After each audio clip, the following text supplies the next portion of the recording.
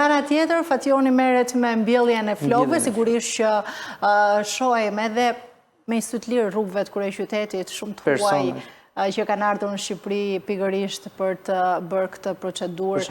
Se zgjedhin të huajt Shqipërinë për të bërë mbjelljen e flokut? Diskutuam dhe pak më përpara, raporti cilësi çmim Shqipëri është shumë i lartë.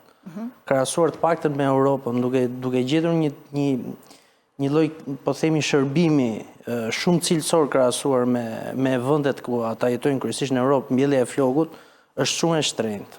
Ka një farë kosto shumë të lartë dhe ne automatikisht duke konkuruar me pjesën e çmimit dhe të cilësisë absolutisht kemi hyrë në treg shumë kollaj për pjesën e Europës. Pastaj erdhi dhe si domosdoshmëri, kishte fillimet tona, domethënë ishin shqiptarët kryesisht klientë, pra vinin emigrantë, diaspora. Avasha ta kanë krijuar komunitetin e vet aty, të njohur, shoqëri, gjithmonë duke pas parasysh që njerëz që i shikonin rezultatet, fillonin dhe të vinin dhe dal nga dal automatikisht ne u kanalizuam te turizmi mjekësor, duke qenë diçka që më shumë diçka qefi se sa por që duke parë dhe kërkesën, besoj, apo jo? Kërkesa sa vjen është gjithmonë rritje. Kuptohet, mbas pandemisë, sidomos pati një boom goxha të madh, nuk e di pse, po pati një rritje shumë të madhe të kërkesës, si nga jashtë, si nga vendet, si nga brenda vendit. Ndoshta informacioni, qarkullimi i informacionit, shtimi i operatorëve ndikon shumë, domethënë duket sikur konkurenca është diçka negative, por jo, absolutisht ndihmon të zhvillohet shumë. Ne kemi filluar ndoshta para Stambollit me këtë punë. Pra kemi filluar që nga vitet 2010-2011 kur Stambolli nuk ishte aq i famshëm, por fakti që ata kishin shumë herë më shumë klinika, shumë herë më shumë shërbime, siç marketingu bëri pjesën e vet, ti flisje për Shqipërinë dikujt 2015 ishte shumë e vështirë.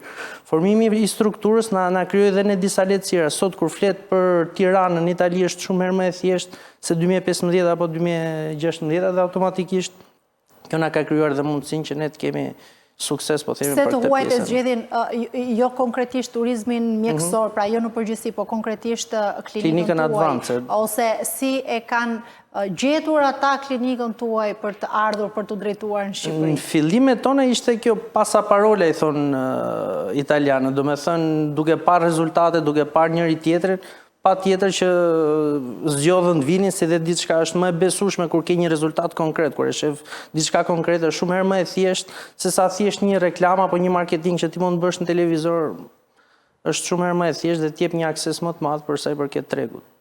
Sigurisht kjo vjen edhe duke patur shumë kërkesa edhe duke treguar njëri tjetrit ndoshta edhe fillon edhe cilat janë gjërat më të mira që ofron klinika Advance në mbjelljen e flokut ose çfarë ka ndryshe nga klinikat e tjera që të huajt e zgjedhin? Kryesisht shërbimi që ne ofrojmë është me standard shumë të lartë, jo vetëm cilësia e mbjelljes flokut. Personi ka nevojë të marrë një informacion paraprak. Pra, mbjellja e flokut nuk dështon kur, dështon konsulta që bëhet para mbjelljes. Nëse ti informon dikë me detaj, nëse është i përshtatshëm, nëse mund të bëhet mbjellja për atë rast ose jo, patjetër që ai do jetë shumë i kënaqur me rezultatin që do arrihet mbrapa. Pra, mënyra se si ti e informon përpara procedurës është shumë e rëndësishme për të pasur një klient të kënaqur në fund. Patjetër dhe cilësia e çmimit, cilësia e punës dhe çmimi, pastaj janë gjithë faktorë që konkuron në treg. E qartë. Profesor, për ta